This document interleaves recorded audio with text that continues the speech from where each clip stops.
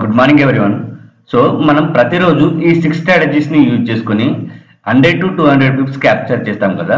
So మరి నిన్న ఏ విధంగా క్యాప్చర్ చేసాము, మరి ఈ రోజు ఏ విధంగా క్యాప్చర్ చేయాలో ఈ రోజు వెరీ ఇంపార్టెంట్ లెవెల్స్ ఏవో ఒకసారి చూద్దాము.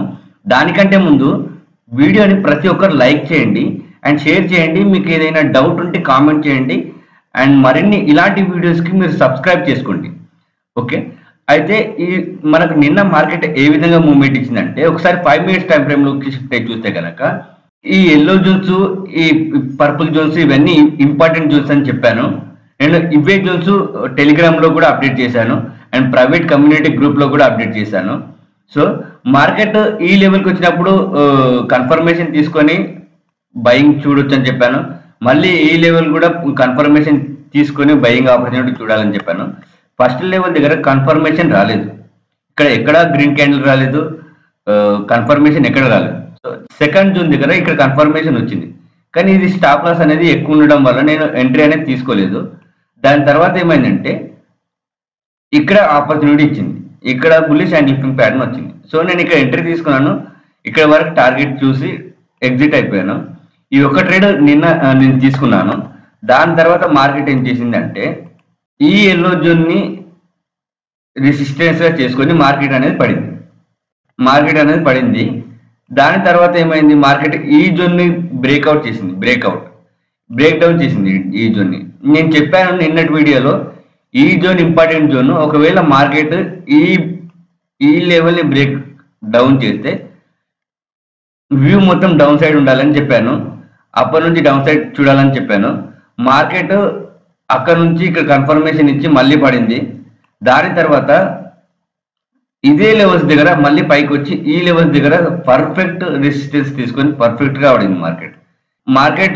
ఇప్పుడు మరి ఈ లెవెల్ దగ్గర సపోర్ట్ తీసుకుంటుంది. సో మరి ఈ రోజు మార్కెట్ ఏ విధంగా మూవ్మెంట్ ఇచ్చే అవకాశం ఉందంటే ఆల్రెడీ ట్రెండ్ అనేది షిఫ్ట్ అయిపోయింది కాబట్టి మనకు డౌన్ సైడ్కి ట్రెండ్ షిఫ్ట్ అయింది. మనము ఓన్లీ డౌన్ సైడ్ ట్రేడ్సే ప్లాన్ చేయాలి. డౌన్ సైడ్కి ఏ జోన్స్ ఇంపార్టెంట్ జోన్స్ అంటే చూసుకుంటే ఈ red zone very very important zone. ఈ జోన్ దగ్గరికి వచ్చినప్పుడు డౌన్ సైడ్ ఆపర్చునిటీ చూడాలి.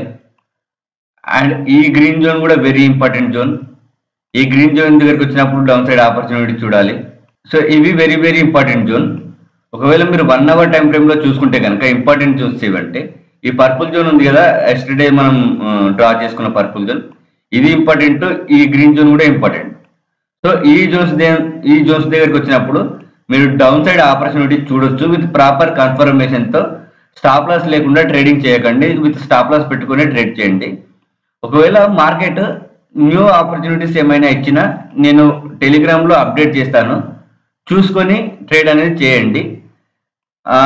మరి బీటీసీ ఎట్లా మూవ్మెంట్ ఇచ్చే అవకాశం ఉందంటే బీటీసీ జోన్స్ ఇవి. ఈ గ్రీన్ జోన్ ఇంపార్టెంట్ జోన్.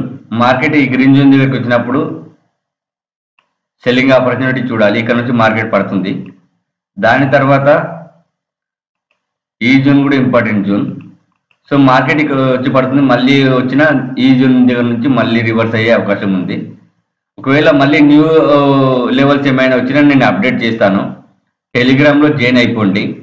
మరిన్ని ఇలాంటి వీడియోస్కి ఫాలో అవ్వండి. Thank you, have a nice day.